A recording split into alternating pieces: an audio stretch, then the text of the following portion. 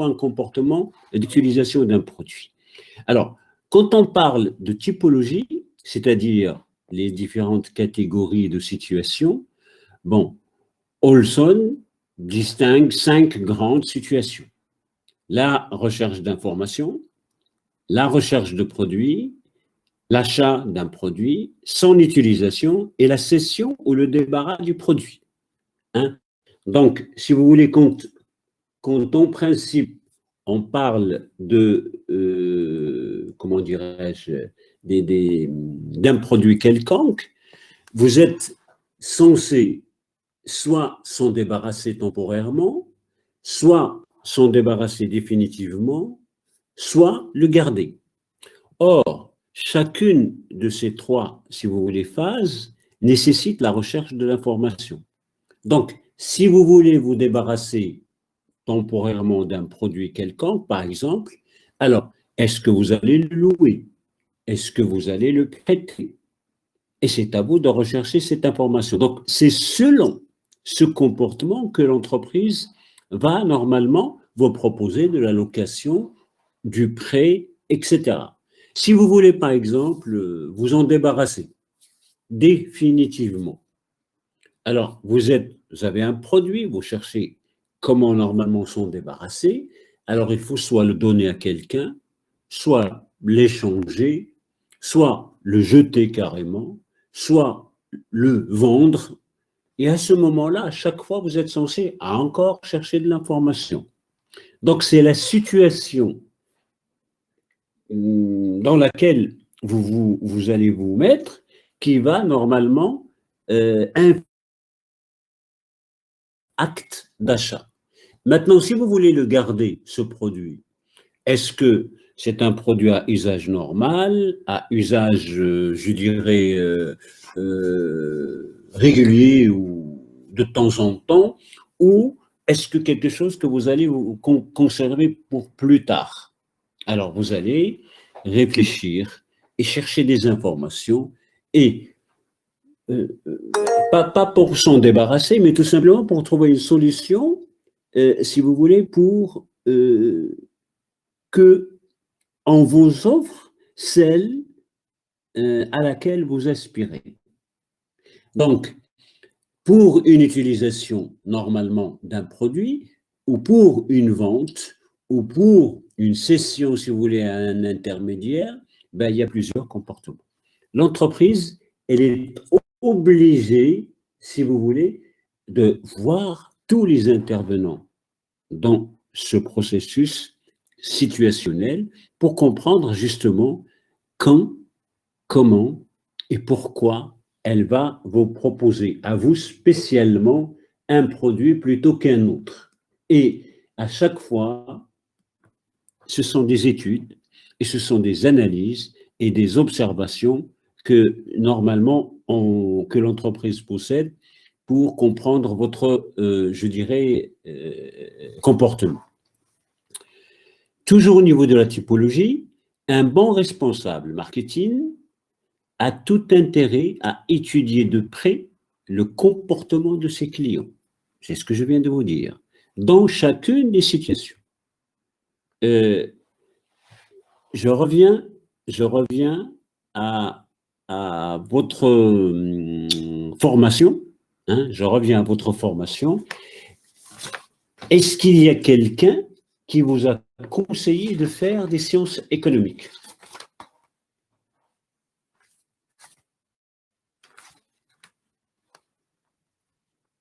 Est-ce qu'il y a quelqu'un Non, monsieur. Qui vous a... Bien. Est-ce que vous avez cherché des informations pour s'inscrire à la faculté? Oui, monsieur. Alors, comment avez-vous cherché ces informations? On a cherché par site ou bien on a prendre des informations par les anciens étudiants. Est-ce que la faculté, c'est votre entreprise, c'est elle qui vous accueille et c'est elle qui vous emploie. Et logiquement, elle devrait utiliser ce qu'on appelle le marketing universitaire. Est-ce que l'université a fait quelque chose pour vous attirer? Non. Pourquoi? Non. Pourquoi? C'est à nous de chercher les informations et c'est nous qu'on cherche l'information, c'est pas la faculté. Eh bien voilà, donc là, vous commettez une erreur, je ne dirais pas importante, mais très intéressante à développer. La faculté n'a que faire des étudiants. Elle en a 30 000. Vous êtes beaucoup. Il y a énormément de demandes par rapport à l'offre. Donc, elle n'a pas besoin de faire du marketing. Ça veut dire quoi? Ça veut dire, ah, si, bah, par exemple, H&M, les SIG, Al-Akhawain, etc., ils font de la communication. Pourquoi? Parce que de temps en temps, ils ne trouvent pas des étudiants, hein, parce que c'est payant. Et en plus de cela, vous n'avez pas de concours, sauf pour le master. Le master, là, c'est un peu difficile. Il y a certains, si vous voulez, c'est une communication, je dirais, inversée. Mais là, nous avons étudié votre comportement. Alors maintenant, est-ce que quand vous avez eu votre baccalauréat, vous avez été contacté par des écoles privées? Certainement, oui, quelques-uns. Oui, monsieur. Ouais, quelques-uns. Comment, normalement, est-ce que vous avez pensé comment vous avez été contacté?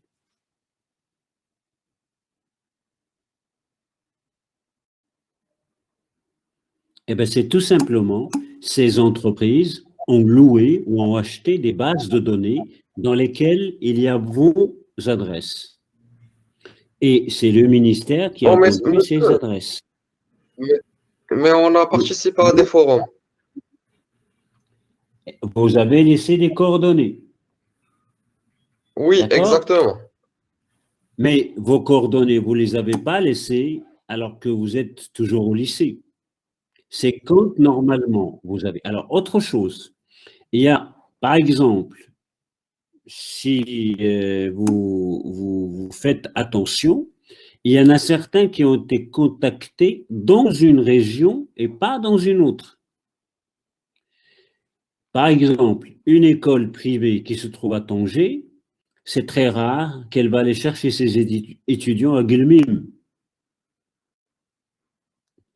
Donc, ça veut dire quoi? Ça veut dire qu'il y a un regroupement des informations vous concernant.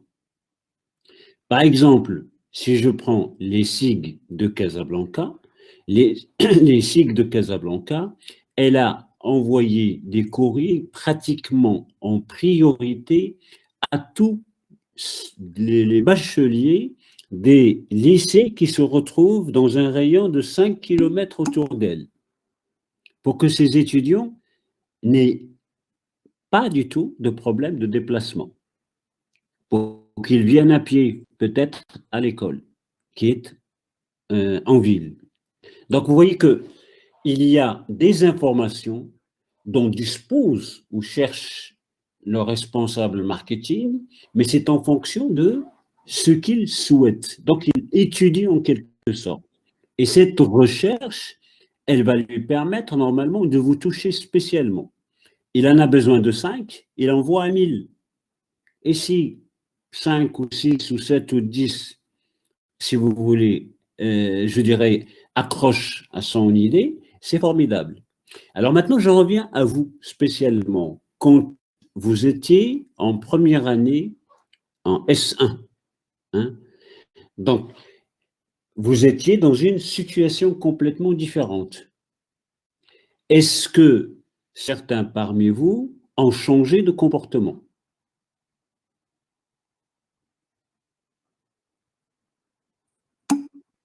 Obligatoirement, oui. Parce que vous sortez d'un système de collège, du lycée, où vous étiez dans une classe, que vous voyez vos enseignants tous les jours, que vous êtes dans les mêmes mondes, alors que là, vous êtes dans un espace beaucoup plus grand. Et qu'est-ce qu'on a rajouté pour changer tout cela? La responsabilité et la liberté.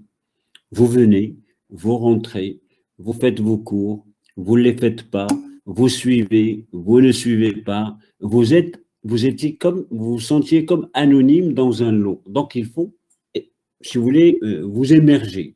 Alors, il y en a qui ont profité de la situation, et ils ont trouvé là où ils travaillent, ils ont trouvé une situation environnementale pour avoir beaucoup plus de collègues, de camarades, etc.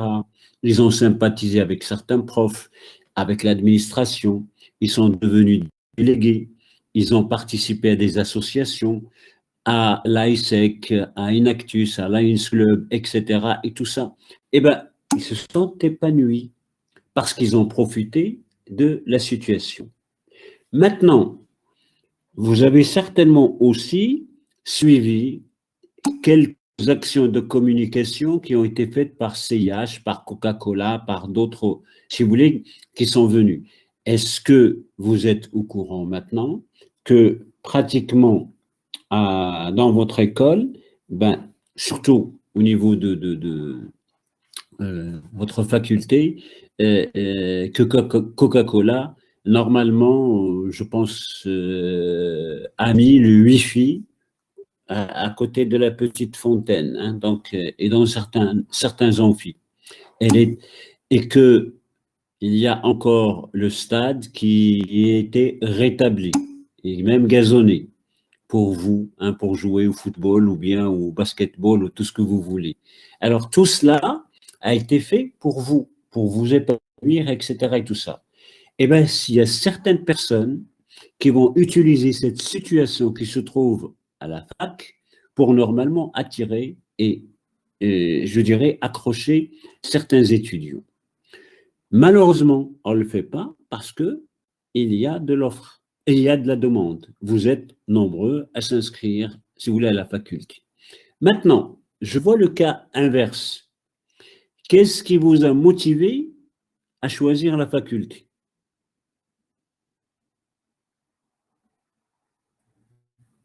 La liberté. Alors, pour vous, c'est la liberté. Oui, quelqu'un d'autre? Un diplôme étatique.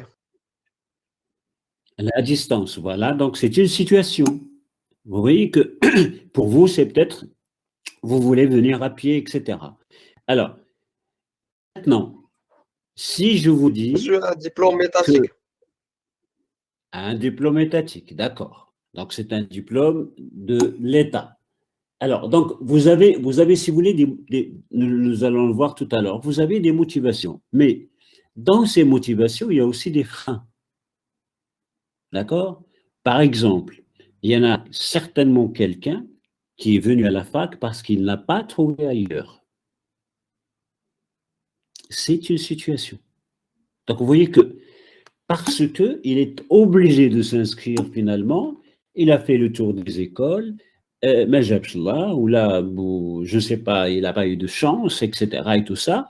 Et ben voilà, le dernier recours, c'est quoi? C'est la fac. Pourquoi? Parce que la porte est ouverte. Alors, maintenant, c'est une situation qu'il faut gérer. Qui va la gérer? Si la fac accepte, eh ben, elle doit peut-être faire ce qu'on appelle un recyclage aux étudiants scientifiques, parce qu'il leur faut quelques éléments de droit, quelques éléments d'économie, quelques éléments, etc. Il faut aussi les inviter à faire des langues, de la communication, etc., etc.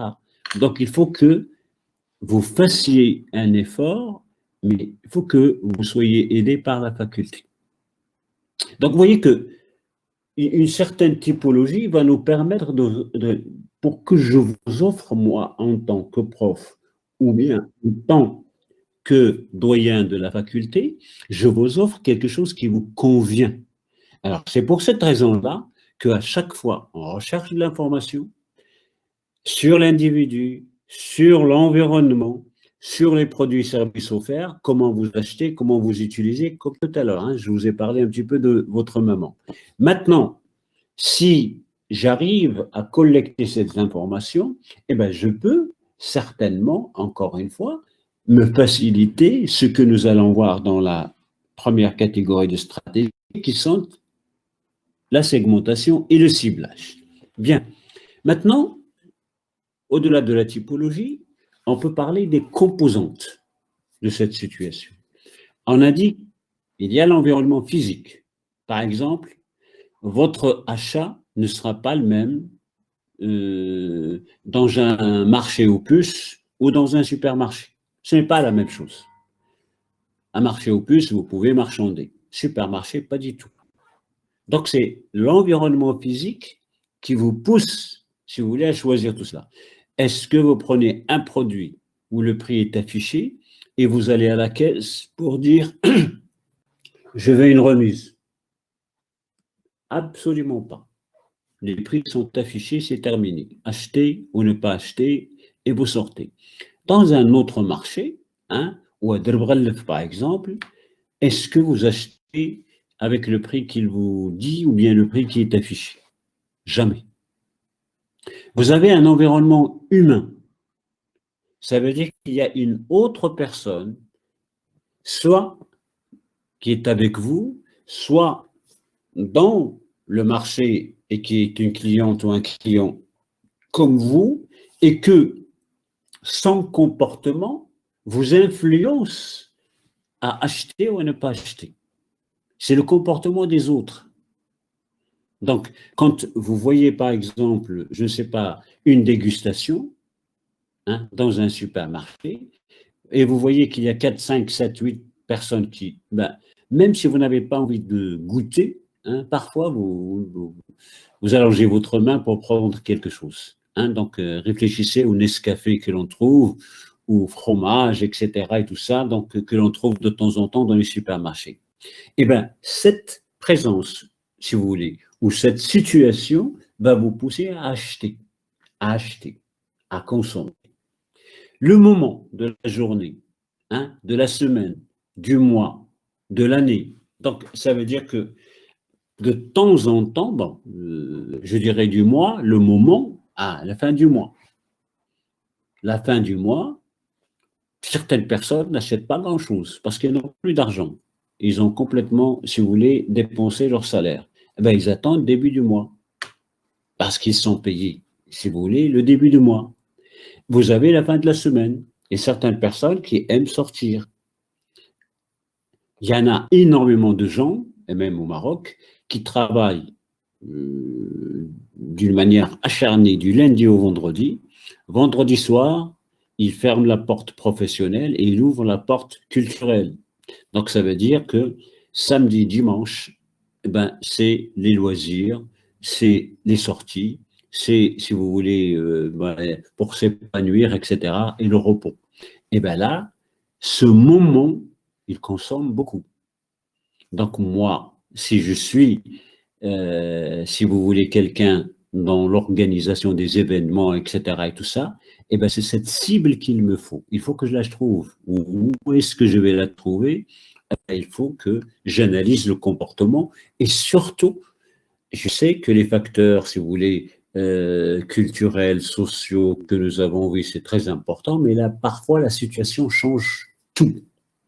Vous avez aussi une activité, situation de loisir, de détente, de travail. Même elle, si vous voulez, c'est elle qui change en quelque sorte le comportement de l'individu. Donc, quelqu'un a voulu offrir le loisir et l'éducation pour les enfants, c'est extraordinaire. Donc, je ne sais pas, est-ce qu'il y a quelqu'un qui a fait déjà le Mukhayyam, les colonies de vacances? Oui, monsieur. Alors, qu'est-ce que vous avez appris? Ne me dites pas rien du tout. Qu'est-ce que vous avez appris? À l'esprit d'équipe. Rien du tout. Monsieur, on a appris trop de choses. Vous avez appris surtout l'autonomie et la responsabilité. Et ça, et l'organisation. Et une certaine rigueur. Si c'était, je dirais, si vous voulez, Mukhayyam sérieux. Donc, c'est beaucoup plus la discipline. Et il y a certaines personnes qui aiment ça, hein, donc qui adorent être organisées, etc. et tout ça. Et il y en a beaucoup qui n'aiment absolument pas cela. Donc, c'est une situation. Pourquoi voulez-vous que je cherche à travailler avec des gens qui n'aiment pas du tout l'organisation et qui ne travaillent jamais avec un agenda? Et quand ils vous donnent un rendez-vous, ils vous disent نتلاقاو نهار الخميس في العشية. ما كيعرفوش بأن العشية ولا l'après-midi, alors il y a énormément de monde. Hein, enfin, énormément de monde. Énormément de, si vous voulez, d'occasions de faire autre chose que de les attendre. Donc, il y a dans cet esprit-là, si vous voulez, un moment. Il y a un environnement. Il y a aussi un environnement physique ou humain. Donc, c'est l'un des facteurs situationnels qui changent. D'accord? Alors, à chaque fois que l'on a, si vous voulez, des facteurs de situation, il faut qu'on réfléchisse pour les concrétiser. Il y a des millions et des millions de manières, si vous voulez, de les concrétiser ou bien de les, comment dirais, de les matérialiser. Je vous donne quelques exemples. Alors, la présence de clients dans un restaurant est un indicateur qui incite à entrer. Alors qu'une salle vide tendra à faire fuir le client potentiel. Pourquoi, à votre avis?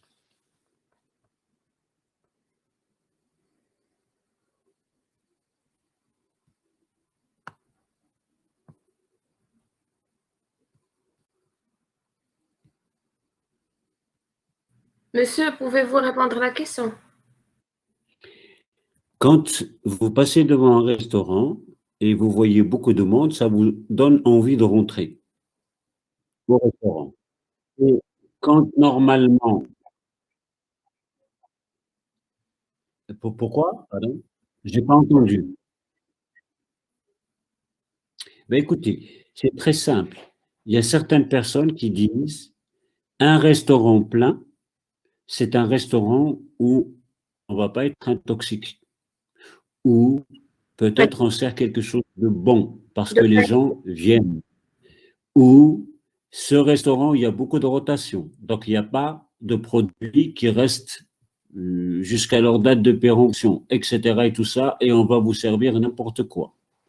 Par contre, un restaurant qui est vide, peut-être qu'il n'a pas vendu ce qu'il a acheté hier, ce restaurant. Et vous allez manger la viande d'il y a une semaine, etc., etc. Donc, vous voyez qu'il n'y a rien qu'un seul élément peut, en principe, si vous voulez, je dirais, une seule situation qui est un restaurant vide peut, si vous voulez, vous obliger à aller chercher un restaurant qui est plein. Et là, vous êtes en plein, si vous voulez, ce qu'on appelle problème situationnel. Alors, les chercheurs ont remarqué que les clients d'hypermarchés ont tendance à acheter plus de produits alimentaires quand ils font leur achat à un moment de la journée. Par exemple, quand ils ont faim, avant le déjeuner, milieu de l'après-midi, après avoir mangé. Alors maintenant, quand vous rentrez à Marjane et que vous rentrez, hein, vous rentrez par là, je prends Marjane, je prends Carrefour, je prends tout ce que vous voulez. Qu'est-ce que vous avez généralement en face de vous ou bien à droite quand vous rentrez? Des produits de consommation. Non, à droite, à droite. Les produits électroménagers surtout, hein, les produits électroménagers. Alors, est-ce que il vous arrive de rentrer et de tourner juste à droite à côté des caisses? Oui, monsieur. Rare. Mais c'est très rare. Parce que vous allez tout droit et vous prenez l'allée centrale et vous tournez à gauche, dans la plupart des cas. Vous entrez à droite, vous allez tout droit, il y a l'électroménager et vous allez un peu plus devant et vous tournez à à gauche, pardon, pour prendre l'allée centrale. Maintenant, on vous fait passer, on vous fait balader par des rayons, bricolage, tout ce que vous voulez, vaisselle, là. Et puis on laisse quoi? La boulangerie, le pain, etc. et tout ça, les légumes et tout ce qu'on peut manger au fond, de l'autre côté, parce que vous avez besoin de voir beaucoup de choses avant d'arriver à là où normalement vous êtes censé acheter le maximum. Maintenant, de temps en temps, on change de situation. Et qu'est-ce qu'on fait? Vous cherchez vos produits et, tiens, j'ai besoin d'une boîte, je ne sais pas, de tomates. Et la boîte de tomates, c'est 2 rayons, 3 rayons plus tard. C'est pour vous imposer un circuit. Tous ces circuits ont été étudiés en fonction de votre comportement. Personne, si vous voulez, n'a construit un hypermarché comme Marjane ou comme Carrefour, comme ça, pas du tout. Ce sont des expériences de situation et des comportements du consommateur qui ont permis, grâce à l'analyse de données, au niveau du comportement. Donc, il y a ce qu'on appelle aussi des clients mystérieux. Ça veut dire un client, de temps en temps, vous voyez un chariot plein. La plupart des cas, ce n'est pas quelqu'un qui n'a pas pu payer ou qui est parti. Non, c'est tout simplement un employé de Carrefour. Il est en train de racheter, enfin, mettre des produits dans son panier. C'est pour inciter les gens à en faire autant. Alors que lui, ce n'est pas du tout un client. Absolument pas. C'est un employeur. Et il le laisse, et il y a un autre employé qui prend le même chariot, il remet la marchandise à leur place, à sa place. C'est tout simplement une incitation. Créer des situations. Et ces situations-là qui vous permettent, si vous voulez, d'acheter davantage ou de ne pas acheter, ou de ne pas aller chez les clients. Alors, les responsables marketing ont notamment pour objet de travailler sur ces situations d'achat, pour influencer votre comportement, tout simplement. Travailler sur l'environnement commercial, le design, l'environnemental et le merchandising. C'est ce que je viens de vous dire. Qu'est-ce que c'est que le merchandising? C'est l'art et la manière de disposer les produits dans les rayons pour attirer le consommateur. Il y en a même de temps en temps, faites attention. Vous savez que vous avez à peu près en moyenne 4 rayons. Plus vous montez, plus les prix augmentent. Plus vous baissez, plus les prix baissent. Donc, ça veut dire qu'on met à peu près le bas de gamme en bas et ensuite on monte, etc. sur les rayonnages. Et parfois, derrière le rayon, vous avez des caméras. Et qu'est-ce qu'elles font, ces caméras, à votre avis? Ce n'est pas pour voir celui qui va voler ou qui va prendre sans payer. Non, pas du tout. Ce sont des caméras d'analyse et d'observation du clignement de vos yeux, vos yeux, si vous voulez, votre œil. Donc, ils voient comment vous clignez, etc. Et combien de fois avant de choisir le produit. Et ce sont des études de merchandising dans ce sens-là et de comportement qui vont vous permettre l'endroit où il faut déposer le produit pour que vous l'achèteriez mieux. Eh bien, on est en train d'analyser certaines informations. Quand vous passez à la caisse, par exemple, ce que vous ne savez pas, que de temps en temps, qu'est-ce qu'on écrit au niveau de votre ticket? La caissière, elle ajoute de temps en temps, vous êtes combien autour du chariot? Est-ce que vous êtes habillé là-bas, etc. Est-ce que vous avez, si vous voulez, est-ce que vous êtes en jean? Est-ce que c'est moderne, c'est traditionnel, etc., etc. Qui pousse le chariot? Est-ce que c'est l'homme ou la femme? Si vous êtes en couple, vous avez combien d'enfants? Tout cela, on le met sur votre ticket. Et ceci, de temps en temps, il est analysé, parfois même avec des caméras, hein, donc puisque c'est 24 heures sur 24, on a tout le monde, on voit les visages, on voit tout, etc. et tout ça. Et c'est quelque chose d'extraordinaire, hein, qui se fait d'une manière, ça c'est, et on voit à quelle heure, à quelle date, etc. au niveau, si vous voulez, d'un hypermarché. Et c'est là où on comprend comment, normalement, un produit se vend plus qu'un autre, un produit se forme de ce design, se vend davantage, un produit dans cet endroit se vend bien, donc il faut qu'on change l'endroit, et c'est là où on vend de l'espace pour la publicité, on vend de l'espace pour la vente de produits, et on vend parfois même, si vous voulez, l'occasion, hein, à un certain moment, et c'est ce qu'on appelle aussi la situation. Vous avez la formation de la force de vente et gestion des interactions entre les clients et les services. On les forme aussi. C'est pour ça qu'on a un chef de produit, un chef de rayon, un chef de magasin.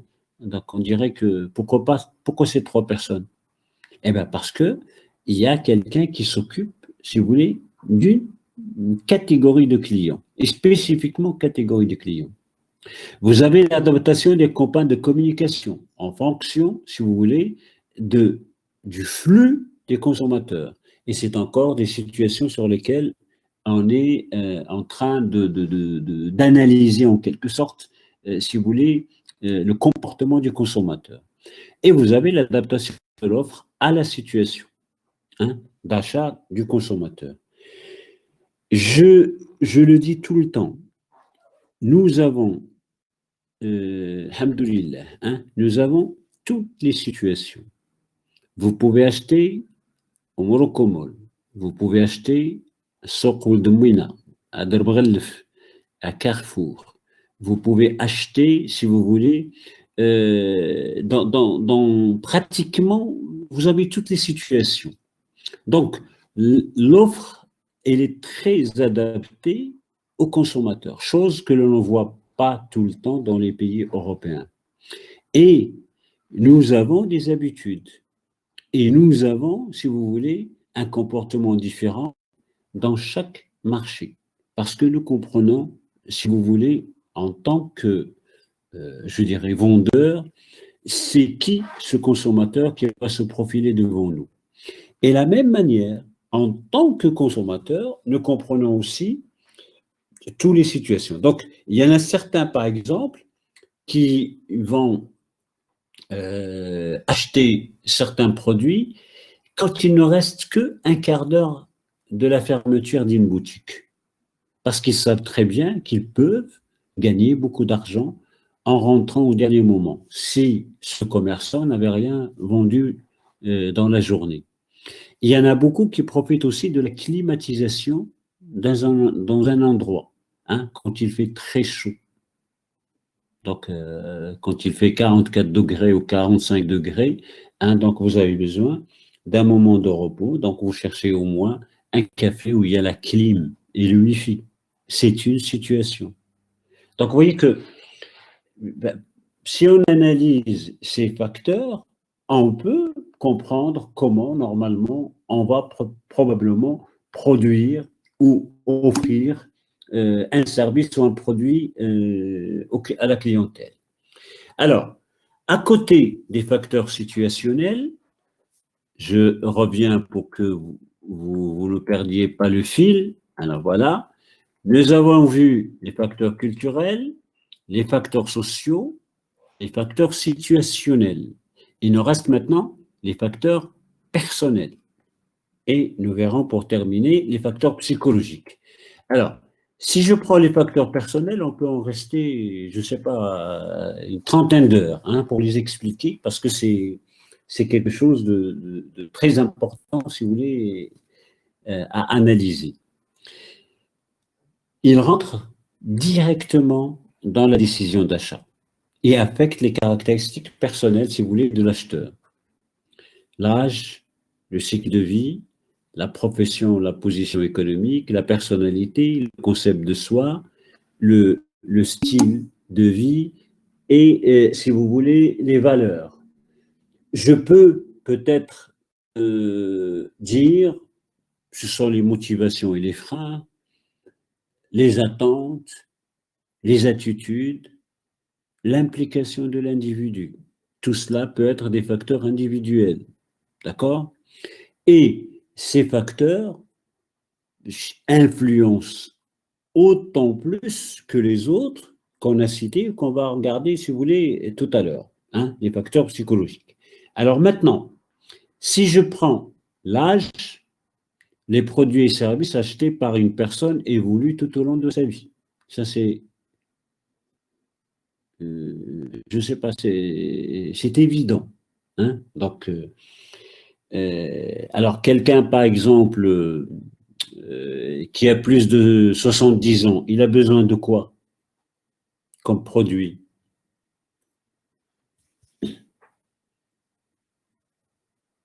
Il a besoin de quoi? Si je vous dis, donnez-moi spécifiquement, je ne vous entends pas, donnez-moi certains produits ou services spécifiquement pour les gens de plus de 70 ans.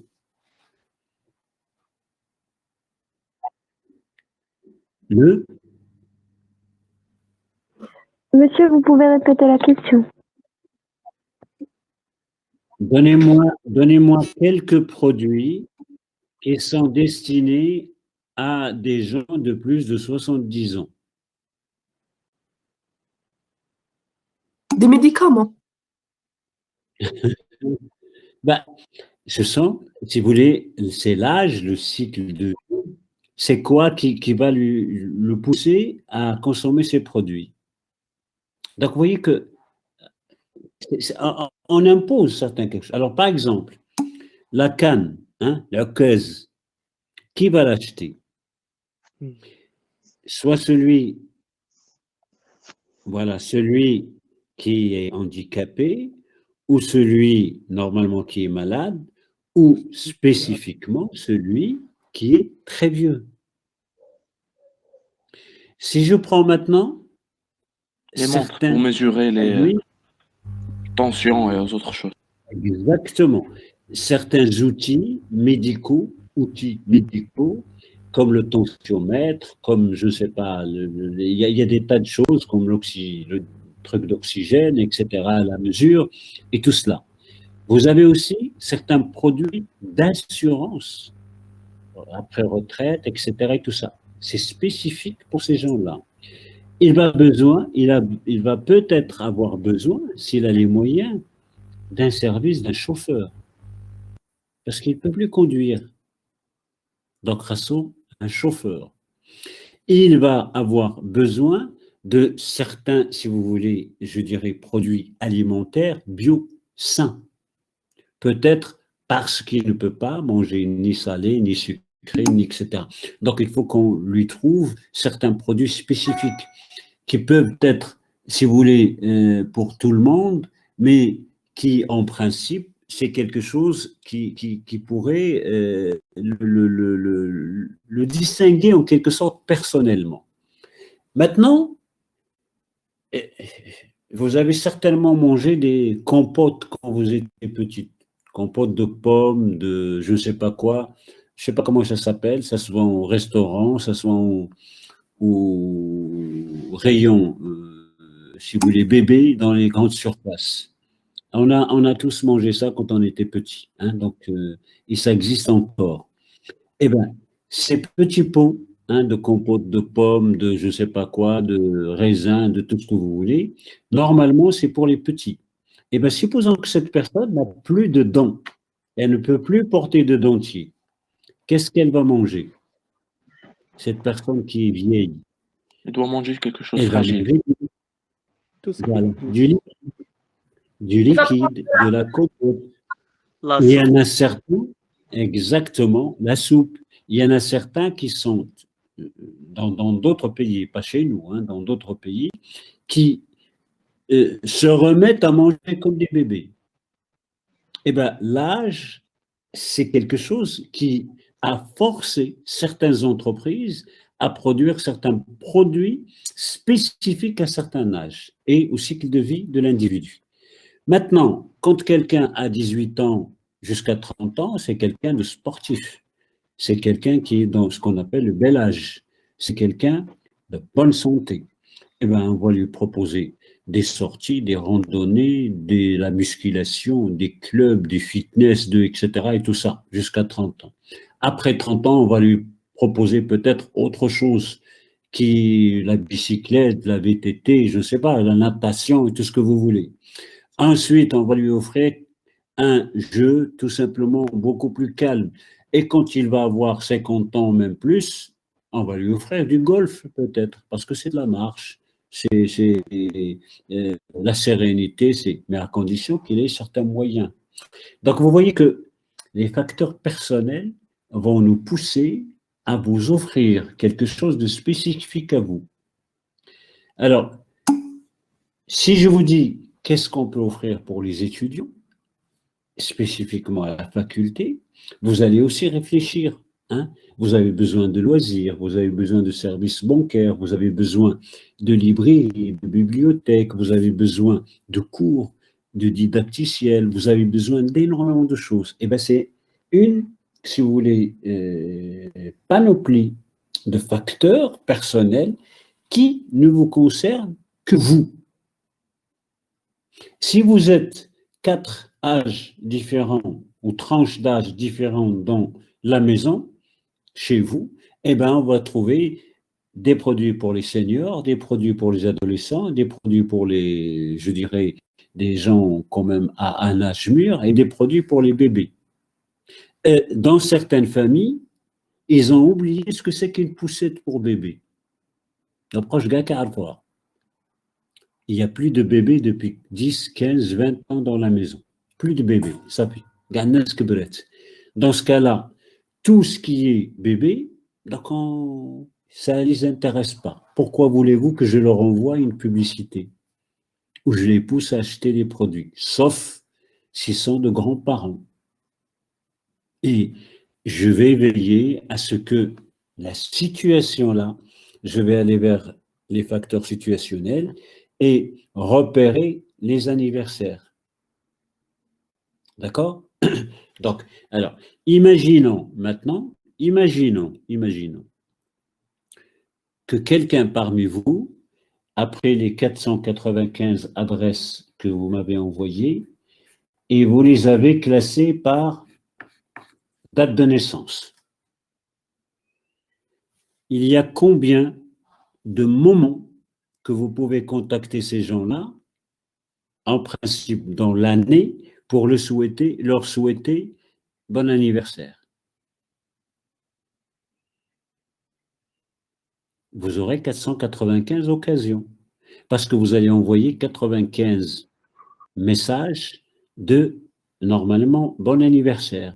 Et vous y êtes dans cette liste, vous allez recevoir 495 messages aussi de bon anniversaire.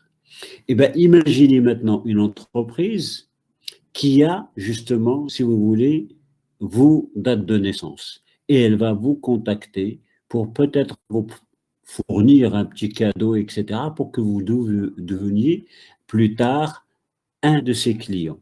Eh bien, elle va le faire. Elle va vous envoyer tout simplement une petite carte ou un petit message en vous disant « Bon anniversaire ».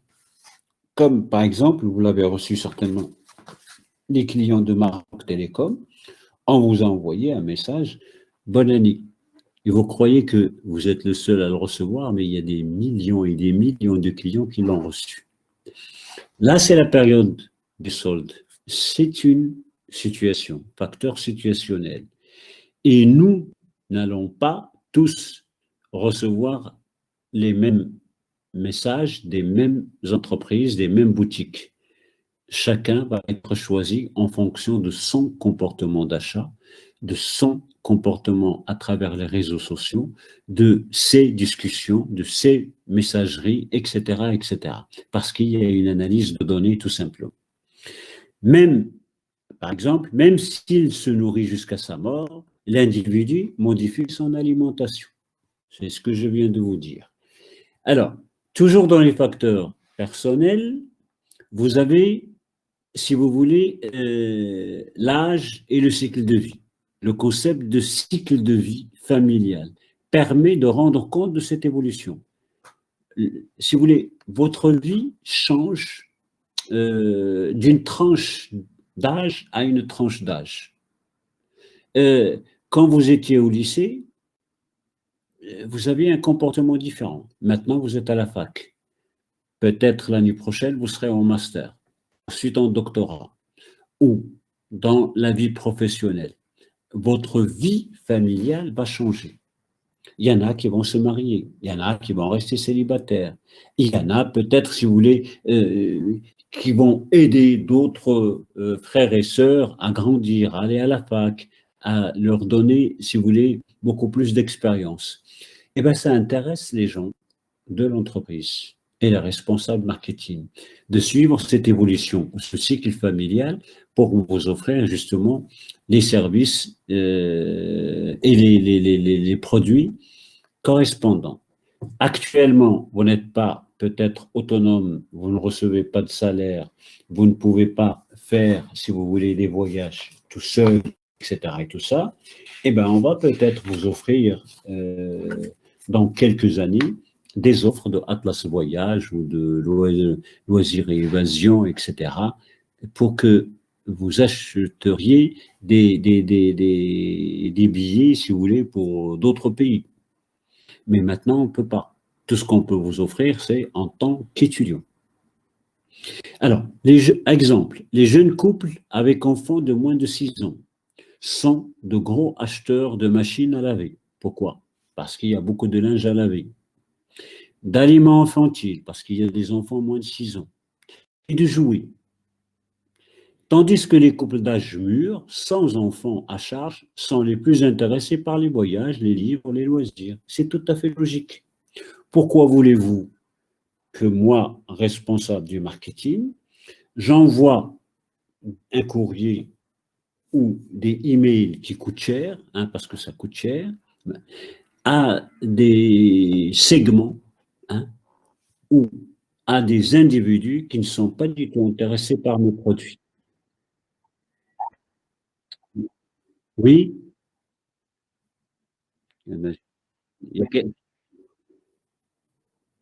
Oui, je vous écoute. Ça ne servira à rien du tout d'envoyer et de dépenser de l'argent au niveau de la communication pour une catégorie de personnes où ces facteurs personnels ne correspondent absolument pas à vos produits. D'accord? Donc, si vous voulez, c'est quelque chose, c'est une perte d'argent tout simplement. Alors, c'est pour cette raison-là que l'implication, en quelque sorte, si vous voulez, de l'entreprise dans un système d'information marketing est très important dans la mesure où il va lui tracer le chemin pour toucher sa cible. Alors, tout cela, on le fait pour qu'on ne rate absolument pas les segments, la cible et le positionnement. C'est ce que nous allons voir, si vous voulez, un petit peu plus tard. L'âge et le cycle de vie, tout le temps. Certaines étapes psychologiques correspondant à des passages particulièrement significatifs. Alors, dans la vie, si vous voulez, et modifier les habitudes de consommation. Par exemple, vie en couple. Quand un couple vient se marier, ils ont besoin d'une chambre et une cuisine. Arrivés les premiers enfants, ils ont besoin d'une deuxième chambre. Un deuxième enfant, une troisième chambre. Quand un couple, si vous voulez, le mari, c'est lui qui travaille. Ben tiens, au bout de quelques mois, la femme commence à travailler. Maintenant, il y a 2 revenus. Le changement professionnel, c'est peut-être avoir des enfants, c'est peut-être avoir un appartement plus grand, c'est peut-être voyager, c'est peut-être acheter une belle voiture, c'est peut-être, parce qu'il y a un changement professionnel. L'entreprise, elle suit tout cela. Et elle vous offre des produits en fonction de votre évolution du cycle de vie et votre âge. Certains fabricants de services peuvent repérer ces étapes et provoquent souvent des changements d'équipement. Les agences immobilières, les compagnies d'assurance, etc., etc. Parce qu'en principe, on repère un certain mouvement ou changement dans la vie de tous les jours et automatiquement, on offre des produits qui nous permettent, en tant qu'entrepreneurs, d'écouler un produit ou un service en fonction d'un changement, si vous voulez, de situation. La profession et la position économique, si vous voulez, dans le couple ou chez l'individu. Le métier exercé par une personne donne naissance à de nombreux achats. Étudiants, qu'est-ce que vous achetez de plus? Avez-vous besoin de quoi de plus que les autres? Des polycopiés, des stylos. Mais c'est vrai, toute la fourniture scolaire. Oui. Oui. Pas d'autres. Les vêtements. Par exemple, de quoi se vêtir à la mode. Hein? Vous êtes censé, pourquoi? Parce que, en principe, vos camarades de l'amphi ou de la fac s'habillent d'une telle manière. Et rien que le fait de les voir s'habiller, vous avez besoin de changer. Parce que vous êtes aussi quelqu'un de fan pour tel ou tel acteur ou actrice ou je ne sais pas quoi. Et donc, vous aimeriez bien, de temps en temps, habiller comme lui ou comme elle. Mais vous avez besoin aussi des livres. Des formations, monsieur. Vous avez besoin de vous épanouir. Vous avez besoin de vous épanouir. Vous avez besoin de sport. Malheureusement, c'est là où le bas blesse. Hein? Et croyez-moi, je m'adresse à ceux qui ne font aucune activité physique, sportive, vous allez le regretter, mais d'une manière extraordinaire vers l'âge de 35-40 ans. Savez-vous qu'une activité physique sportive, à partir de 16 ans, vous donne à peu près 10 ans de plus à partir de 65 ans que n'importe quel individu, d'espoir de bien vivre. Ça veut dire que vous pouvez bien vivre jusqu'à 75 ans sans problème, grâce à l'activité sportive que vous avez débutée à 16 ans. Et cette activité physique, elle s'arrête à 26 ans. Ça veut dire quoi? Elle s'arrête. Elle ne vous donnera plus rien du tout. Si vous dites à 26 ans, je vais démarrer une activité physique, ça ne servira à rien. Eh bien, vous avez besoin de conseils. Vous avez besoin d'un médecin de sport, par exemple. Vous avez besoin d'une éducation, je dirais physique, à la faculté. À la faculté, il y a des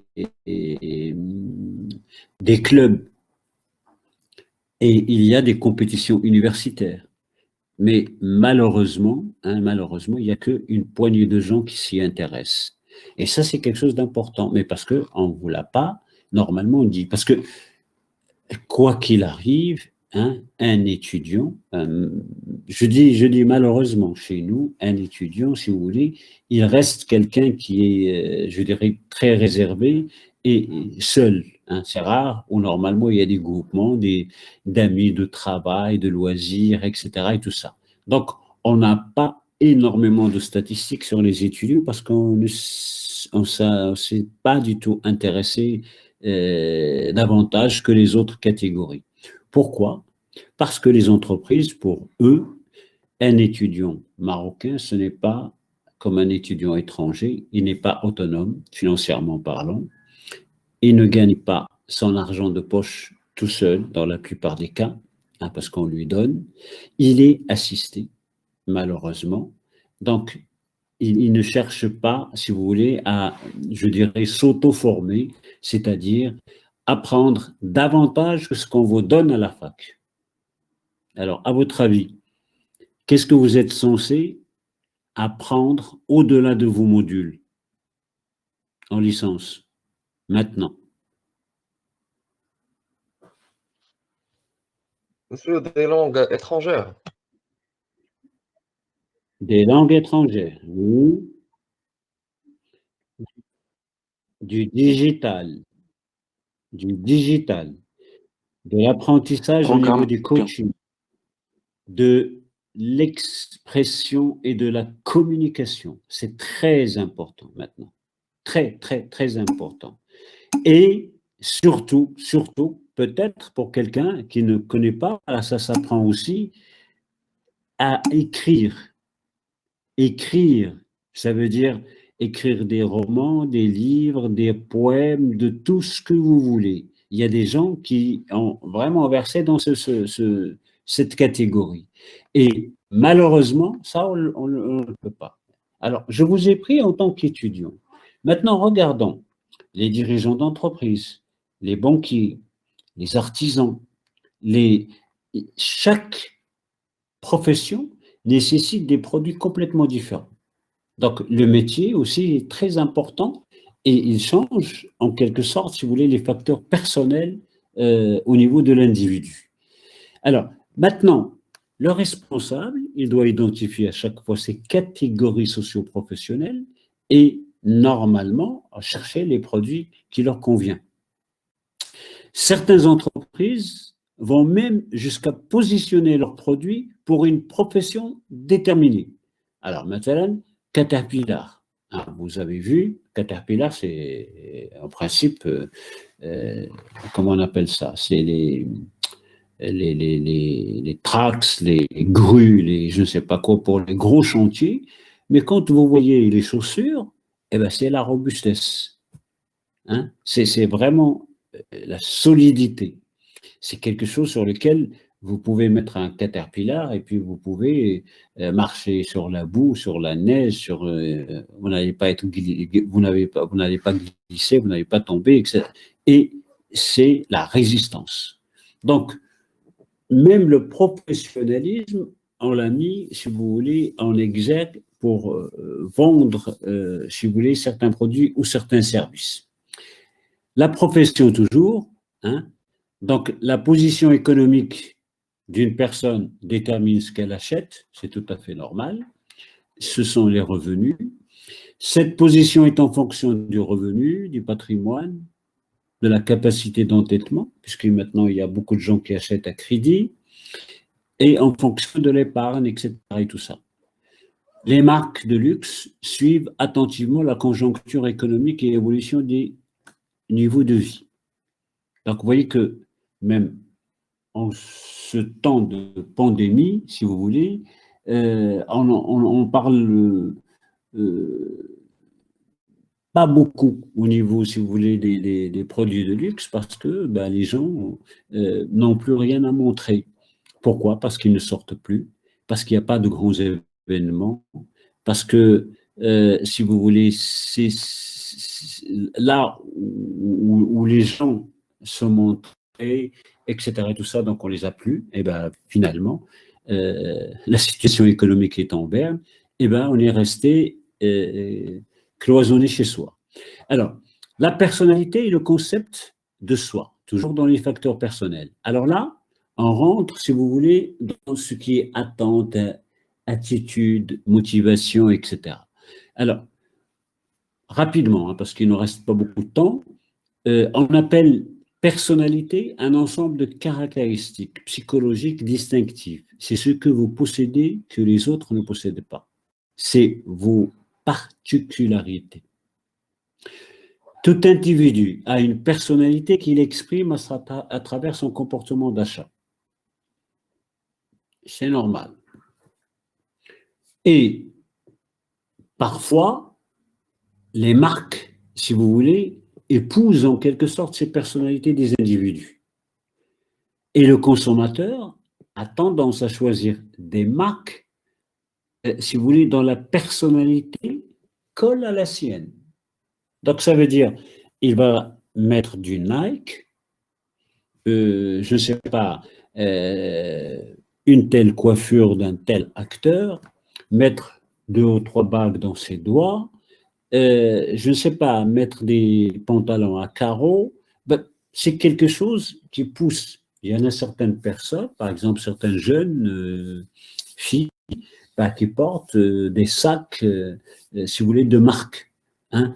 Imiter ou pas imiter, ça c'est autre chose, mais des marques. Donc, finalement, la détacher de cette marque, c'est très difficile. Eh bien, les responsables marketing cherchent justement cette personnalité. Et il vous si vous voulez, c'est une catégorisation, en quelque sorte, des personnes en fonction de ce qu'ils souhaitent et auquel ils s'identifient. Alors,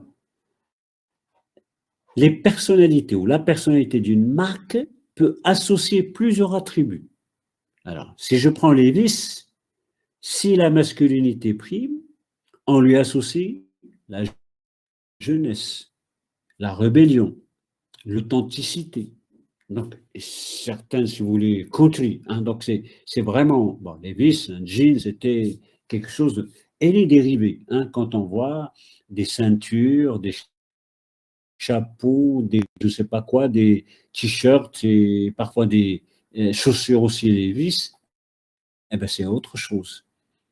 D'accord? Donc, maintenant, il y a même, c'est rare où on trouve, je pense, des boutiques Levi's, parce qu'ils se sont restés, si vous voulez, beaucoup plus dans un genre complètement différent, une coupe différente, etc., même des couleurs.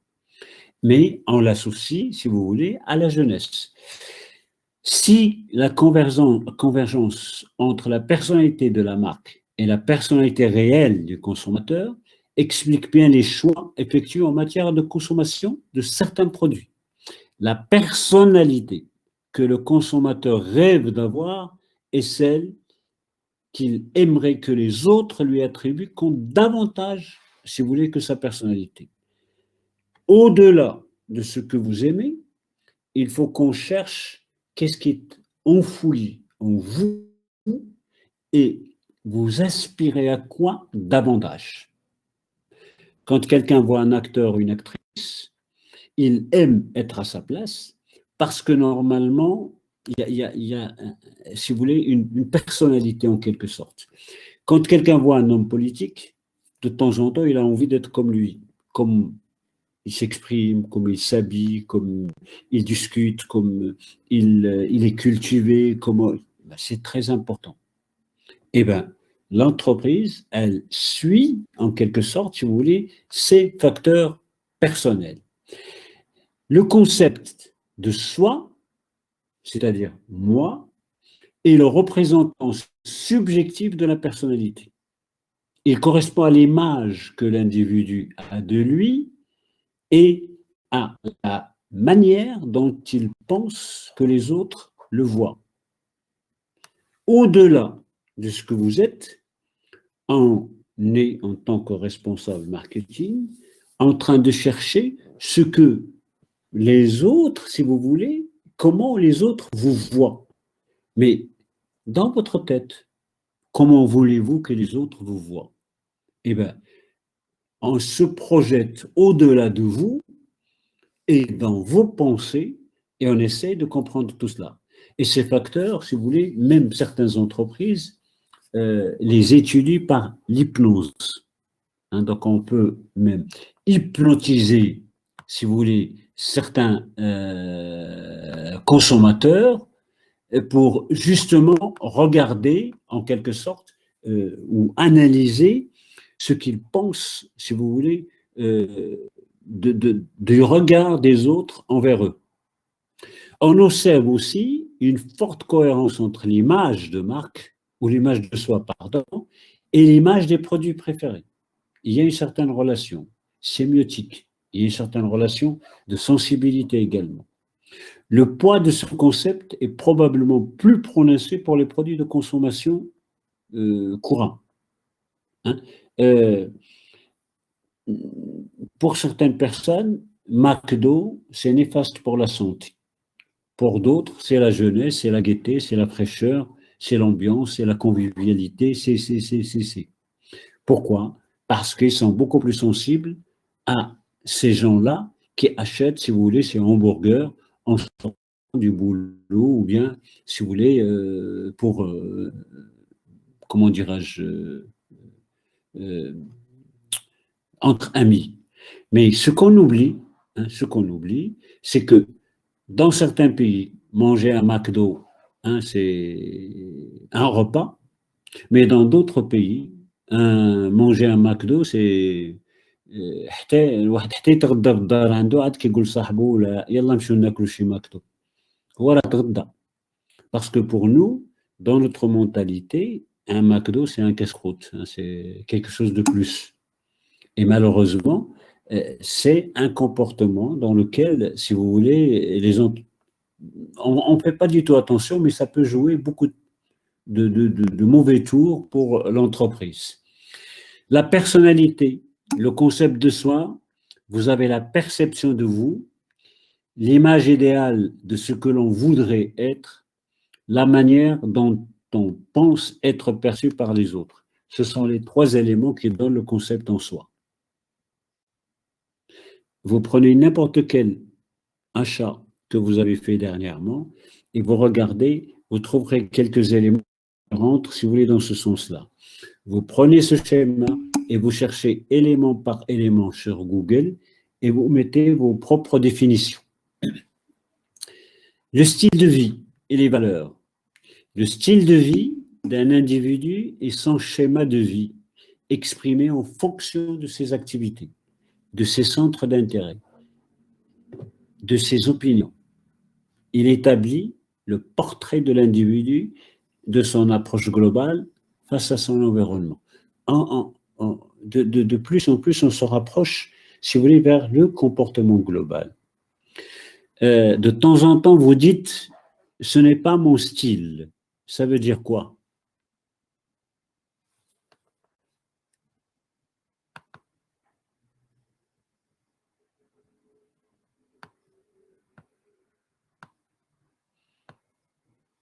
Qu'est-ce que c'est que ce n'est pas mon style?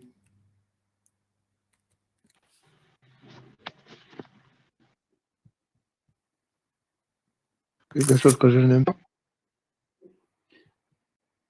Oui. Quoi encore? C'est pas ce que j'aime. Ne sont pas mes habitudes. Ce ne sont pas vos habitudes. Quoi encore? Il ne me convient pas. Il ne vous convient pas. Oui. Monsieur le charisme. Quelque chose que j'aime pas le faire. Voilà. Savez-vous combien, jusqu'à présent, vous avez parlé de la situation, des problèmes personnels, des problèmes sociaux, de votre âge, de votre etc. et tout ça. Donc, votre style de vie, il est parfaitement collé aux facteurs sociaux, facteurs personnels, facteurs situationnels, etc., etc. Mais par aussi, si vous voulez, je dirais, ce que vous avez pris en quelque sorte des autres. Et certainement, quand vous dites ce n'est pas mon style, vous avez un style. Alors, quel est votre style? Style de vie.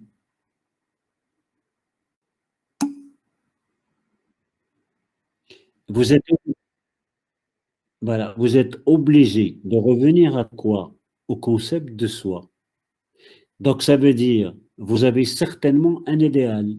Vous avez des styles de vie que vous voyez tous les jours autour de vous et vous avez envie d'être meilleur qu'eux ou qu'elles.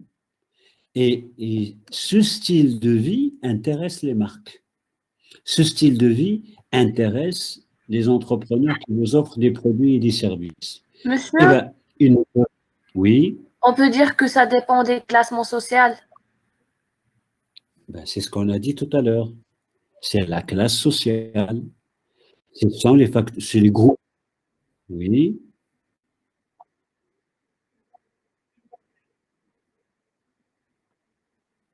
C'est lié à la culture, à l'éducation. Donc, vous voyez, là vous venez de vous retrouver dans le comportement. Ce sont des éléments qui sont analysés quotidiennement par les entreprises.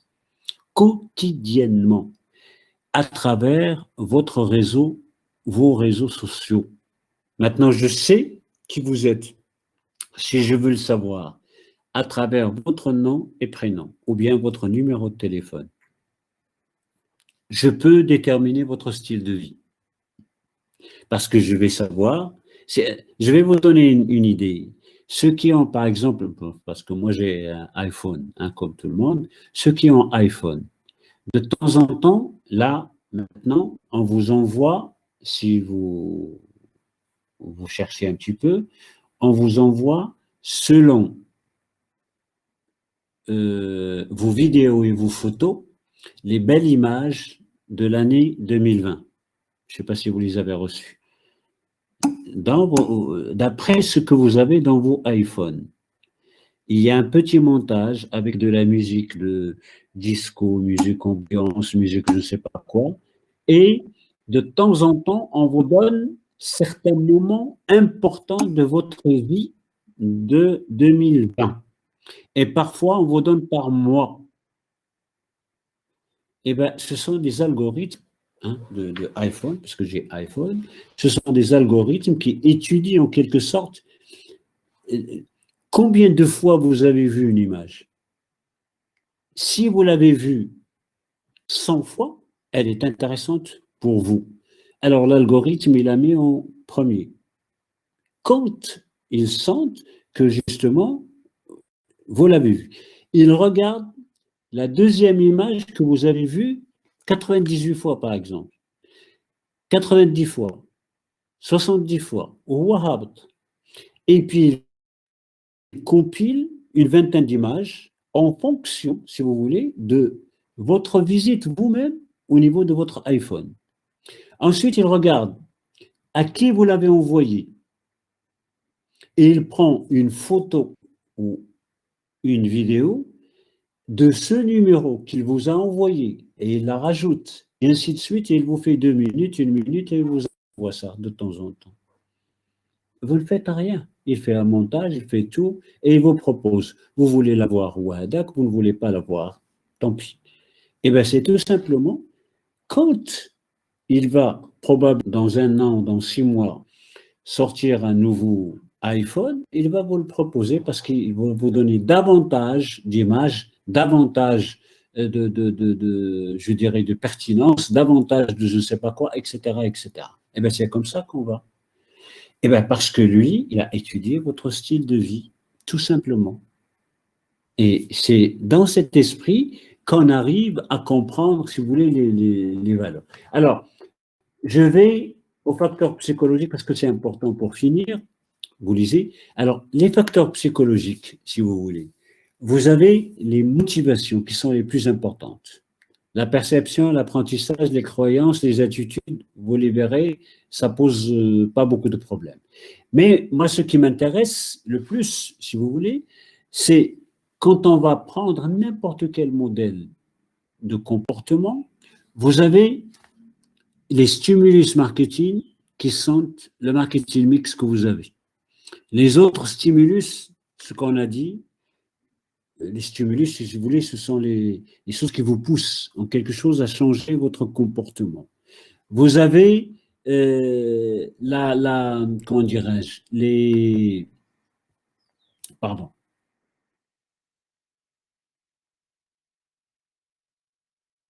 On était où? Voilà, c'est là.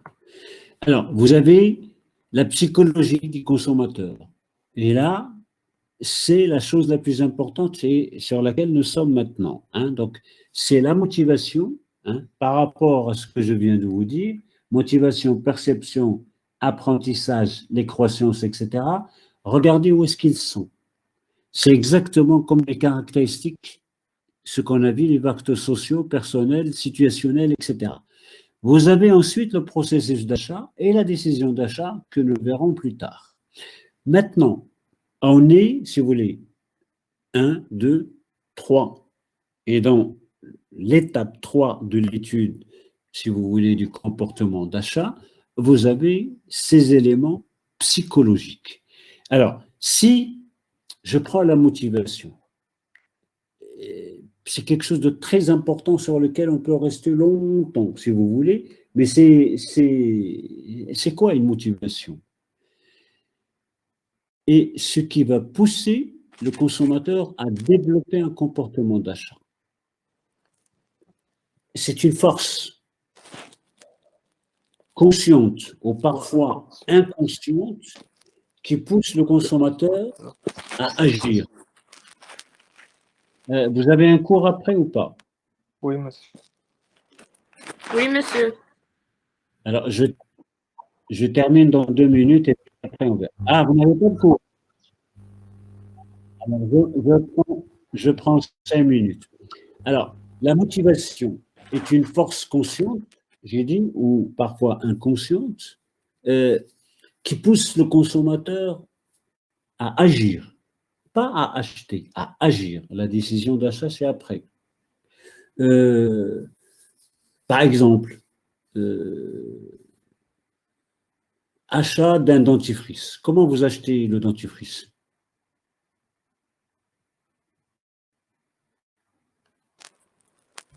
Monsieur, la première caractéristique, il doit être anti-carré. Alors, il y en a qui l'achètent par la publicité. Monsieur, D'autres? caractéristique médicale, il doit Vous avez besoin d'un dentifrice tous les jours? Obligatoirement 3 fois par jour. Ça dépend, monsieur, de l'emballage et du prix, de la qualité. Pardon, On je cherche reviens toujours à le ça parce confort. qu'il y a quelque chose qui me revient à l'esprit. Quand j'étais étudiant, j'avais un professeur, papa au Maroc, j'avais un professeur qui avait une bicyclette. Il venait à bicyclette et qu'est-ce qu'il avait sur sa poche, sa veste? Là où on dirait un petit mouchoir, la poche اللي كتكون في la veste. شنو عنده؟ Une brosse à dents et un tube de dentifrice. هو اللي داير تما كاينه tout le temps. Parce que c'est quelqu'un tout le temps. Hein, il a enseigné avec sa brosse à dents et le tube dentifrice dans sa poche. Parce qu'il dit qu'il peut pas, il faut pas oublier de se brosser les dents, surtout quand on est loin de la maison. Est-ce qu'il y a quelqu'un, est-ce que vous avez vu quelqu'un qui se brossait les dents à la faculté? Non. غادي نضحكوا عليه. تقول هذا مسطي ولا شي حاجه. Eh ben non, ça se fait. Venir avec son. Bon, enfin, ça c'est une parenthèse. Alors, il y a énormément, si vous voulez, de motivation qui vous pousse à acheter un dentifrice plutôt qu'un autre. Alors, pour moi, par exemple, quand vous ouvrez votre dentifrice, hein, vous achetez, par exemple, un de Signal, hein, qu'est-ce qui vous dit que le produit qui est dedans est authentique?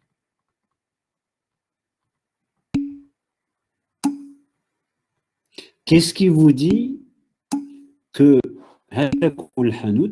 n'a pas pris de temps en temps avec le tube dentifrice vous ne le voyez pas du tout. Est-ce que vous pesez tout cela? Donc vous voyez que ma motivation à moi, c'est que le tube de dentifrice reste hermétique. C'est moi qui le perce. Hein? Le bout dialogue et c'est moi qui le perce. Donc, il y en a beaucoup de boîtes de médicaments, etc.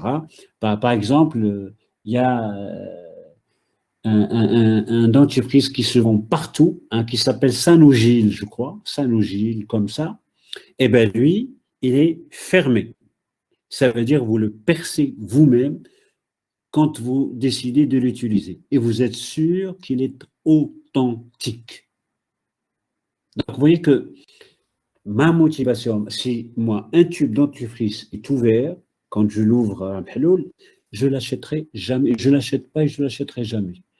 De toute ma vie, pour moi, un tube, il doit être hermétique. C'est moi qui l'ouvre le premier. Donc, c'est une motivation d'un consommateur comme moi pour mon comportement d'achat. Il y a certaines entreprises qui ont compris ça et puis qui n'offrent des, je dirais, tubes de dentifrice hermétiques. La motivation, elle correspond aussi aux raisons profondes qui poussent l'individu à faire un choix. Rappelez-vous de la pyramide de Maslow. Hein? Vous avez se nourrir, se loger, se soigner, aller au cinéma, belle voiture, se dépasser, se cultiver, et vous êtes dans le psychologique, le physiologique, et vous montez jusqu'au besoin d'accomplissement. Et bien la motivation, elle suit le même rythme. C'est l'expression d'un besoin devenu suffisamment pressant pour amener le consommateur à vouloir le satisfaire, parce qu'il satisfait un autre besoin plus bas. Il opère généralement à un niveau subconscient, parfois, et reste souvent, si vous voulez, difficile à mesurer. La motivation est directement liée au besoin, il ne faut pas l'oublier, et s'exprime selon le même type de classification. Pour booster leur vente et inciter les consommateurs à l'achat, les marques ont tout intérêt à essayer de rendre conscient ou renforcer un besoin chez le consommateur. Eh bien, on suscite les désirs, on développe l'envie, on cherche quels sont les facteurs les plus déterminants qui vont vous pousser à consommer. Et les entreprises, en fonction des recherches effectuées, du type de produit, de la cible, ils sélectionnent les motivations et le besoin auxquels répondent leurs produits afin de les positionner. Là, on étudie le comportement, on étudie les besoins, on suscite les intérêts, on crée une demande, on offre un produit ou un service en étudiant le comportement d'achat et on va cibler les individus susceptibles d'acheter et on va les positionner en quelque sorte, si vous voulez, de manière à ce que nos produits soient là où on a envie qu'ils soient, pour qu'ils répondent à un problème ou à une solution. Et là, c'est terminé, je peux arriver à toucher un consommateur. Alors, un exemple, dans l'achat d'essence par un automobiliste, la principale motivation résulte de la nécessité de mettre du carburant dans le réservoir, ça, pour faire rouler la voiture. C'est la principale motivation. Mais cette motivation ne permet pas de distinguer les marques. Africa, Shell, Mobil, etc. et tout ça, Petromine, tout ce que vous voulez. Alors, les marques, qu'est-ce qu'elles font? C'est pourquoi, donc en fonction du choix entre plusieurs marques, vous avez, si vous voulez, il y a d'autres éléments qui viennent s'ajouter. Le service, la qualité de l'essence, le personnel, l'endroit, l'ensoleillement, l'aimabilité, les cafés, les autres services comme gonflage de voiture, comme, je ne sais pas, il y a les cadeaux, les cartes avec lesquelles vous payez, le nombre de personnes, le temps d'attente. Est-ce que au niveau des pompes, c'est abrité, c'est pas abrité? Est-ce que là, par exemple, moi, c'est une station où le personnel oblige, je dis bien oblige, tous les automobilistes de couper leur moteur au niveau quand ils sont là. Et c'est la seule station où le personnel ne fume pas. Quand ils souhaitent fumer, ils vont loin des pompes. Et c'est là où je mettais l'essence. Parfois, je mets 3-4 kilomètres pour mettre le plein. Parce que je me sens, tout simplement, c'est pas quelque chose de, mais je me sens en sécurité. Je me sens en sécurité. Parce qu'il n'y a pas de voiture, parce que parfois il y a des interférences, hein. Il n'y a pas de voiture qui est en marche, les gens ne fument pas, donc il y a peut-être, je sais que c'est très rare, hein, des incendies comme ça ou des explosions, si vous voulez, dans nos stations de service, mais il y a quand même, si vous voulez, un peu de sécurité. Eh bien, ça me pose tout ça. Alors, j'ajoute une chose qui est importante, auquel on n'a pas parlé, et sur laquelle j'aimerais que vous réfléchissiez un petit peu, c'est que il y a de la motivation, mais les entreprises, elles luttent beaucoup plus à ce niveau-là contre quoi, à votre avis? Quand on parle de la motivation,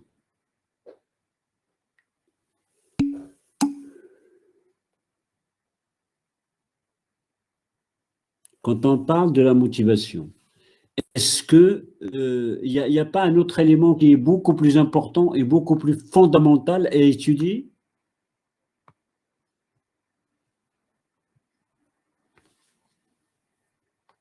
Est-ce que vous m'entendez toujours?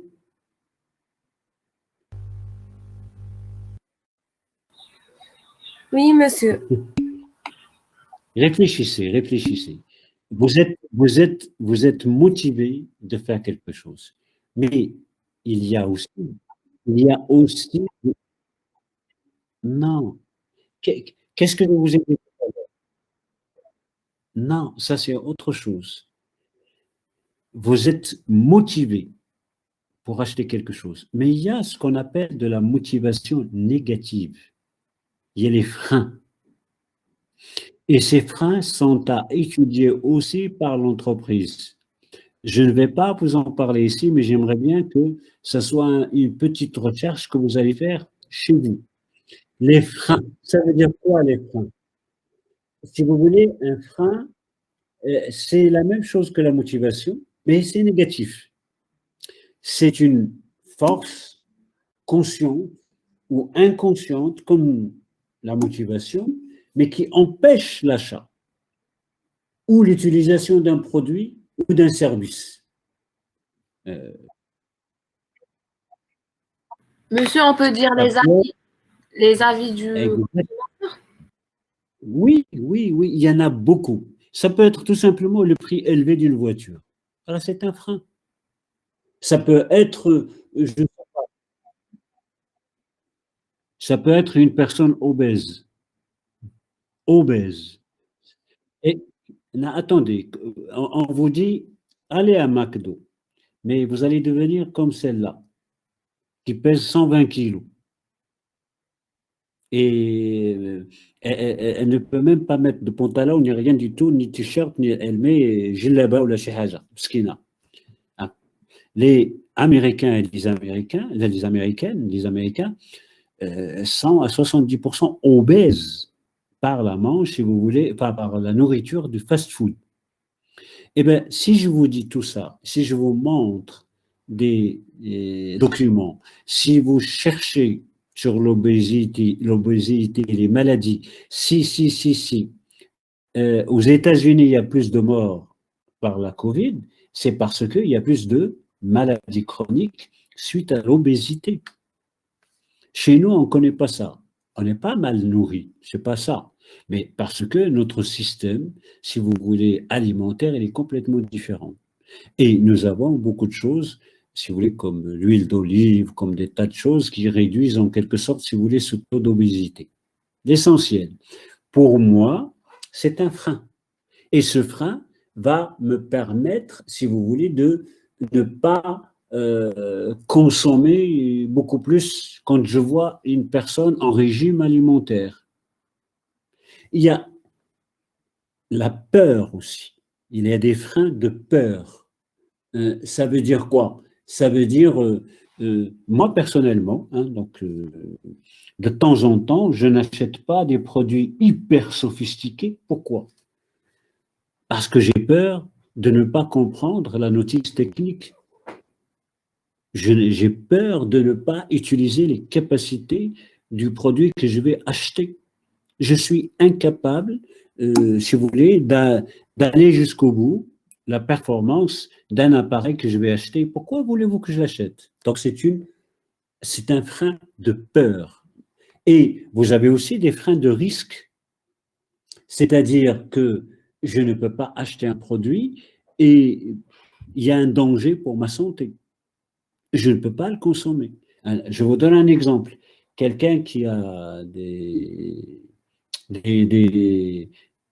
mycoses au niveau de ses ongles, hein, et c'est catastrophique, c'est pas beau, c'est une maladie, c'est contagieux, etc., etc. Et il a ces ongles qui se cassent, qui se déforment, etc.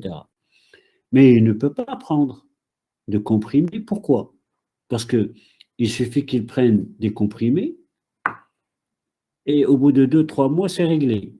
Mais il n'a pas envie de prendre des comprimés. Il a une motivation très forte de ne pas les prendre. Pourquoi?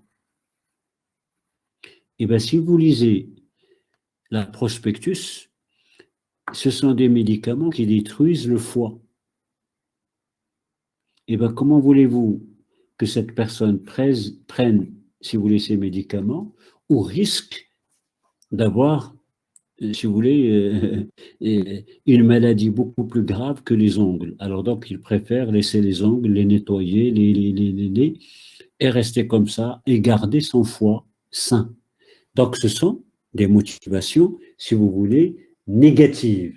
Et quand on parle du risque, par exemple, je vais vous citer une liste de risques qui vous poussent parfois à ne pas consommer, ou à ne pas acheter, ou à ne pas conseiller quelqu'un à l'achat. Vous avez les risques fonctionnels qui, normalement, quand le produit ne répond pas du tout à vos attentes. Donc, les fonctions du produit ne correspondent pas à vos attentes. Vous avez les risques financiers. Vous ne pouvez pas, peut-être, acheter le produit. Vous n'avez pas les moyens. Ou là, la qualité est beaucoup plus importante. Vous avez le risque physique. C'est pour votre santé. Vous avez le risque de perdre du temps. La distance. Vous allez faire des tas de, je ne sais pas, de kilomètres et vous risquez de trouver le magasin fermé, ou bien en congé annuel, ou bien il n'y a plus de stock. Ben, pourquoi vous allez perdre du temps? Donc, vous laissez tomber, vous ne consommez pas. Vous avez les risques sociaux.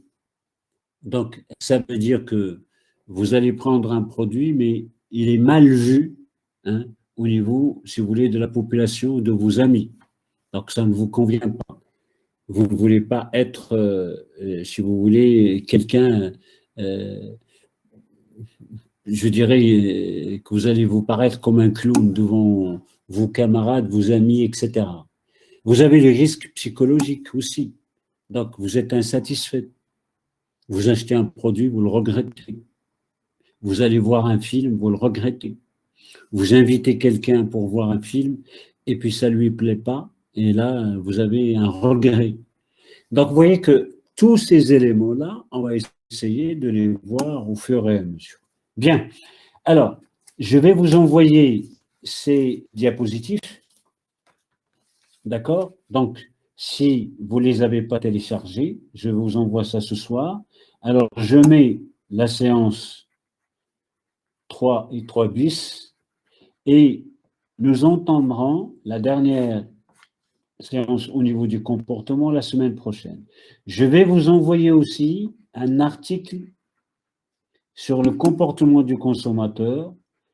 J'aimerais bien que vous remplissiez la fiche et vous la gardez pour vous. Je vous souhaite une bonne journée et je vous dis à la semaine prochaine. Merci, monsieur. Merci, monsieur. Vous également, monsieur.